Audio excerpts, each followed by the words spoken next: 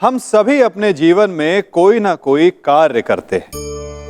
कार्य करते हैं तो थकान की अनुभूति होती है, और यदि थकान ना उतरे तो कार्य करने का मन नहीं करता। हम आशा करते हैं कि कदाचित एक दिन में 24 के स्थान पर 26 घंटे होते तो आराम करने के लिए हमें और अधिक समय मिल जाता। हमें ऐसा अनुभव होता है कि हम बहुत अधिक कार्य कर रहे हैं, है ना? परंतु क्या आपने कभी सोचा है कि जो लोग संसार में सफल हैं, उनके पास भी सफल होने के लिए दिन में केवल 24 घंटे थे, तो फिर वो सफल क्यों हैं? इसका एक छोटा सा रहस्य है। वो कार्य चुनते हैं जो उन्हें प्रिय है, जिसे करने में उन्हें आनंद आता है। उन्हें लगता ही नहीं कि वो कार्य कर रहे हैं, उन्हें लगता है कि वो प्रतिपल आनंद मना रहे। और जब आप आनंद मनाते हो तो थकान कैसी? इसलिए यदि आप जीवन में कोई भी कार्य करें तो वो आपके मन को भाना चाहिए, या जो कार्य आप कर रहे हैं उसे अपने मन को भा देने दो। सफलता आपको मिलेगी।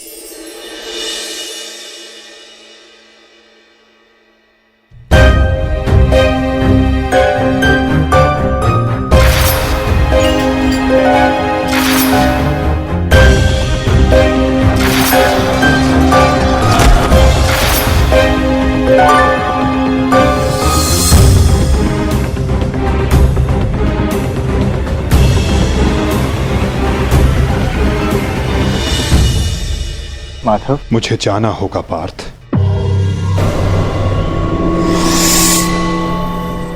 परंतु माधव। नहीं पार्थ, नियति मुझे पुकार रही है।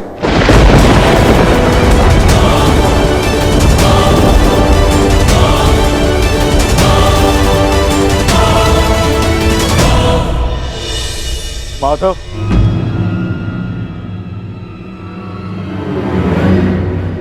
आपने बताया नहीं कि अचानक ऐसा क्या हुआ जो आप जा रहे हैं।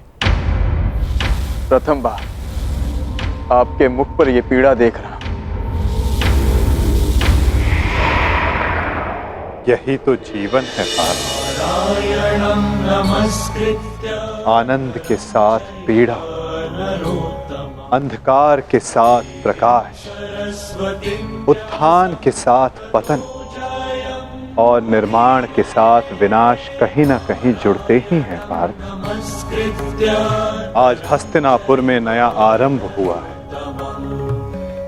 परंतु मुझे जाना होगा पार्थ, ताकि मैं एक अंत को, एक विनाश को रोकने का प्रयास कर सकूं। तो फिर मुझे भी अपने साथ ले चलिए माधव। महाभारत में आपने मेरा मार्गदर्शन किया था, और अब आपके मार्ग पर चलना मेरा अधिकार है।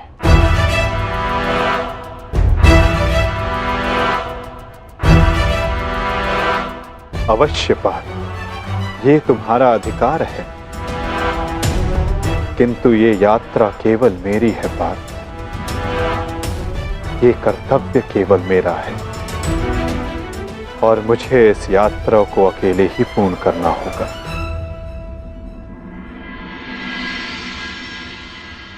अब मुझे जाना होगा पार्थ। स्वास्थ्य।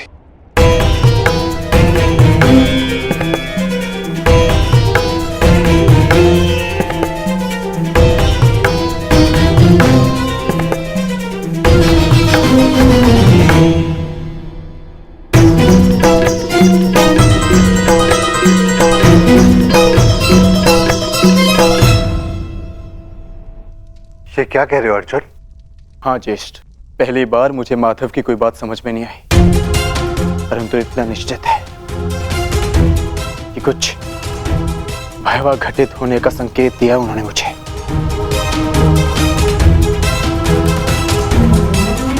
मैं आपकी आज्ञा लेने आया हूं ज्येष्ठ। मुझे द्वारका जाना होगा।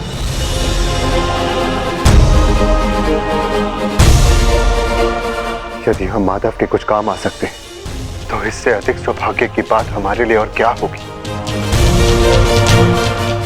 शीघ्र द्वारका पहुंचो।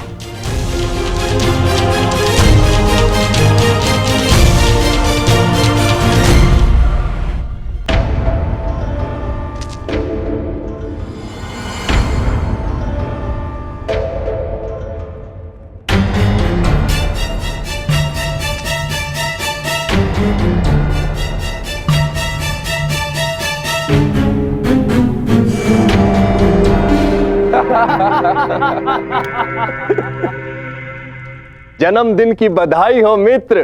कृतवर्मा, स्वागत है तुम्हारा। तुम्हारी ही प्रतीक्षा हो रही थी। वाह, क्या अद्भुत प्रबंध है। इतना सुंदर भोज मैंने कभी नहीं देखा। वाह। काहे का भोज मित्र? ऐसा प्रतीत होता है अद्भुत भोज किए हुए जैसे एक युग बीत चुका। ताऊ श्री ने संपूर्ण द्वारिका में मदिरा पान और उसके विक्रय पर प्रतिबंध लगा रखा है। अगर मदिरा मिल जाती तो आनंद आ जाता। परंतु मित्र, उसके पीछे बलभद्र का कारण उचित था।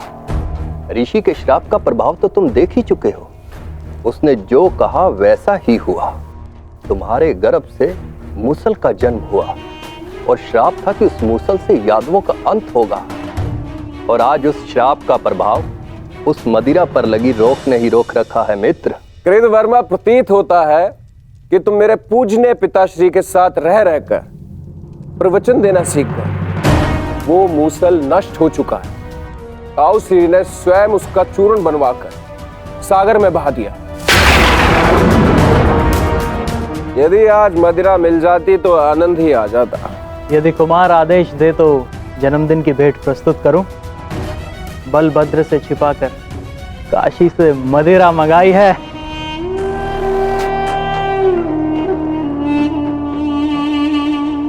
देखा कृतवर्मा, इसको कहते हैं जन्मदिन का उपहार। ये है मेरा सच्चा मित्र। आज मनेगा आनंद उत्सव।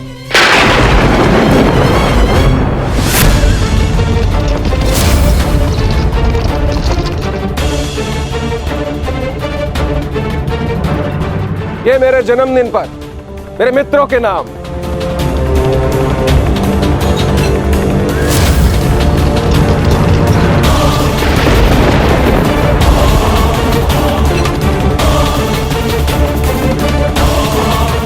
रुक जा यार।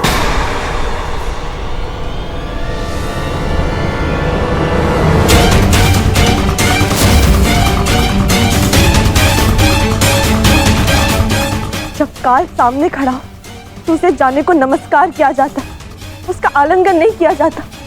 ये मदिरा काल है आर्य, इसे ग्रहण ना करें। कृतवर्मा, एक बात तो माननी ही पड़ेगी। मेरे पिता श्री वासुदेव महान है।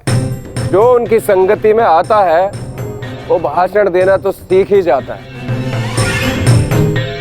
लक्ष्मणा, यहाँ पर स्त्रियों का आना वर्जित है।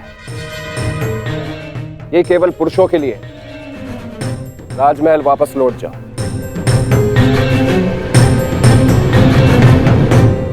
इन पुरुषों में मेरे अर्धांग भी है आर्य, जो स्वयं ही काल के गाल में जाने के लिए प्रस्तुत हो रहे। परंतु मैं ऐसा नहीं होने दे सकती।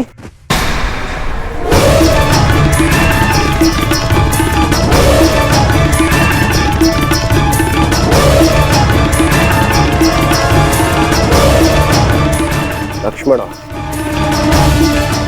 तुम हस्तिनापुर से हो और इस बात की साक्षी हो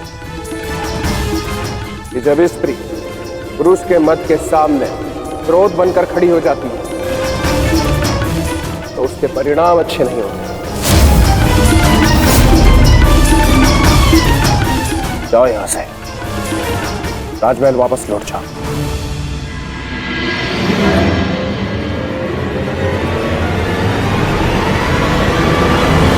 मैंने कहा राजमहल वापस जाओ।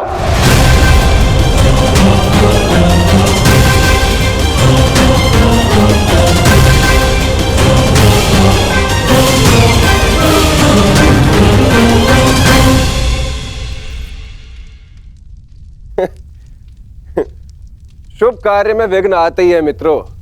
इससे पूर्व कोई दूसरा विघ्न आए, इस दुर्लभ मदिरा को ग्रहण करो।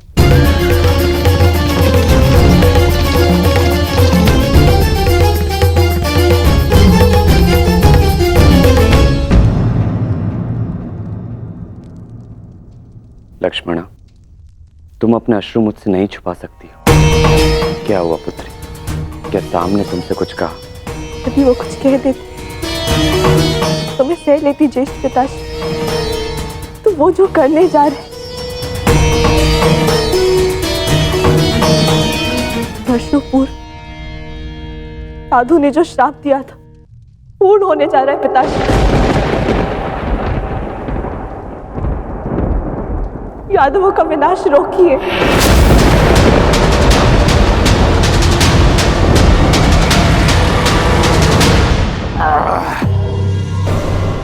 अद्भुत! आज मदरा मिली पीने को, वो भी मन भर के। वाह!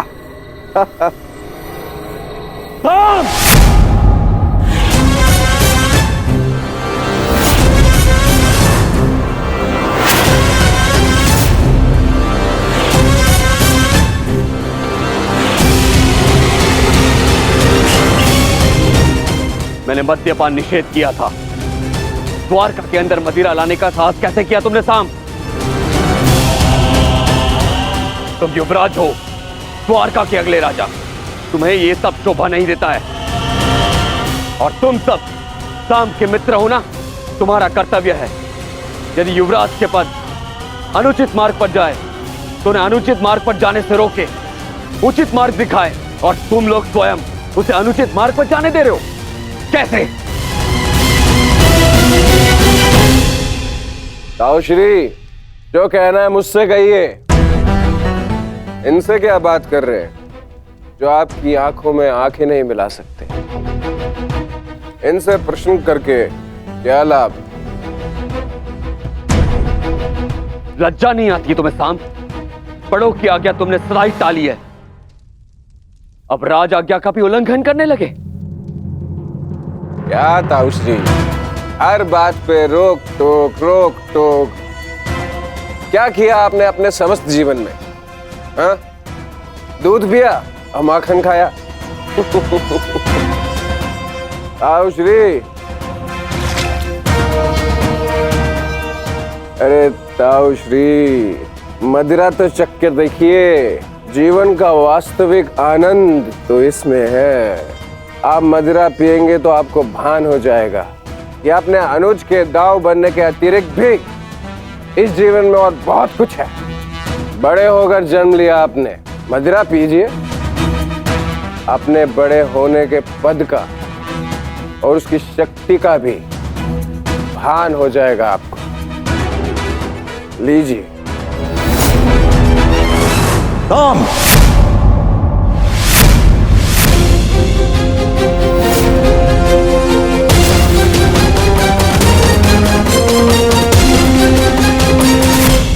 दाऊ का अपमान करने का दुस्साहस मत करना।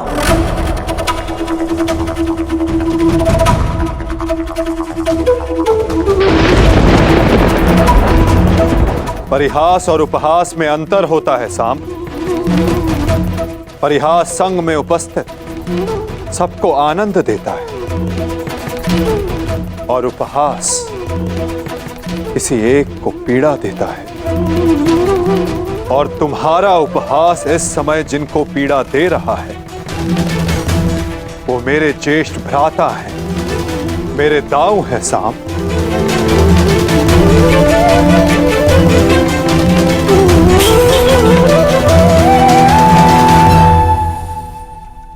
और मैं कौन हूं? हाँ? कौन हूं मैं? पुत्र या कुपुत्र? आपको तो सदैव अभिमन्यु जैसा पुत्र चाहिए था।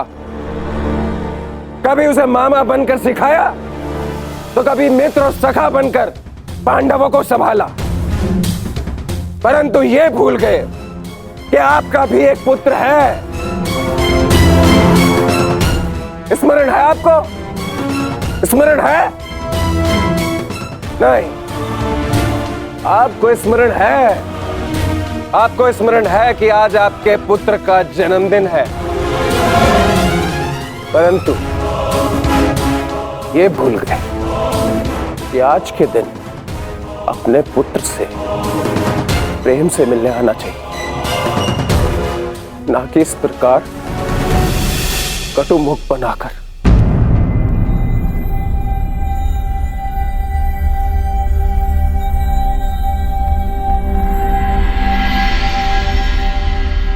ये उत्सव संपन्न हुआ। आप सब जाओ यहां से। कोई नहीं जाएगा। ये उत्सव मैंने रखा है और ये कब संपन्न होगा इसे मैं निर्धारित करूंगा।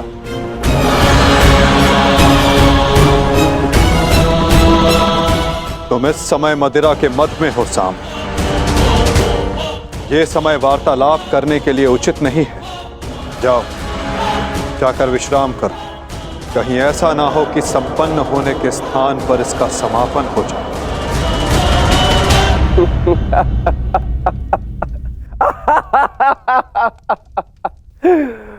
मद में तो अंधे आप भी है वासुदेव। महाभारत की विजय का मद अभी आपके सर से उतरा नहीं है वासुदेव।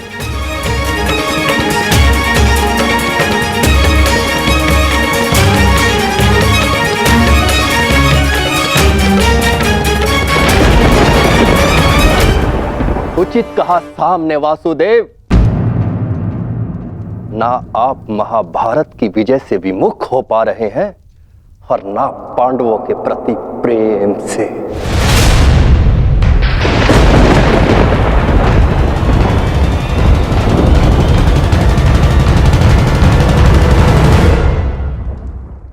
पांडवों से इतना प्रेम था आपको कि अपने ही यादव कुल का ध्वंस कर बैठे।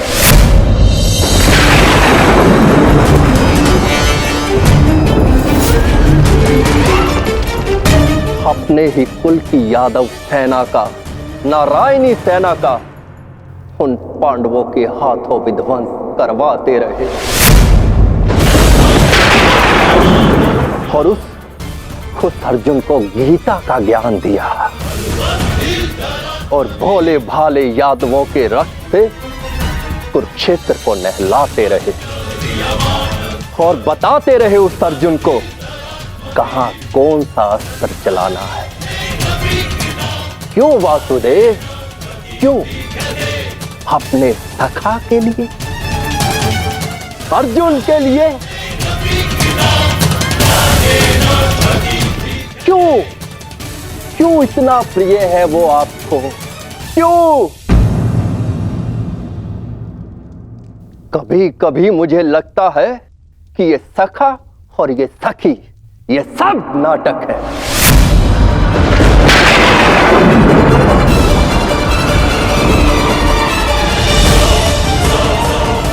प्रतीत होता है जैसे पंचाली के छठे पति आप स्वयं हैं।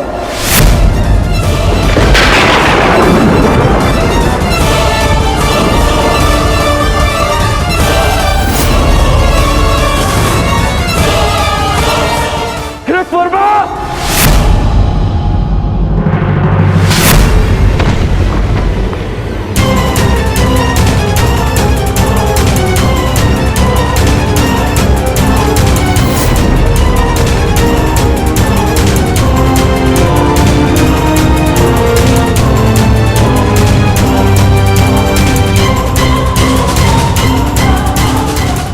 ध्यान रहे, महाभारत इसलिए हुई थी कि एक निर्दोष स्त्री पर लांछन लगाया गया था।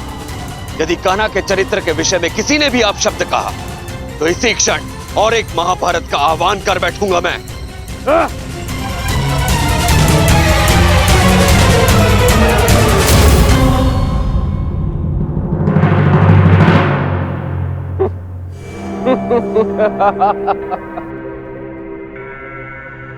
वाह, प्रेम हो तो ऐसा, भाई हो तो ऐसे। एक को कुछ कहो तो दूसरे का हाथ उठता है। परंतु ताउश्री, आप भूल रहे हैं, कृतवर्मा मेरे लिए भाई समान।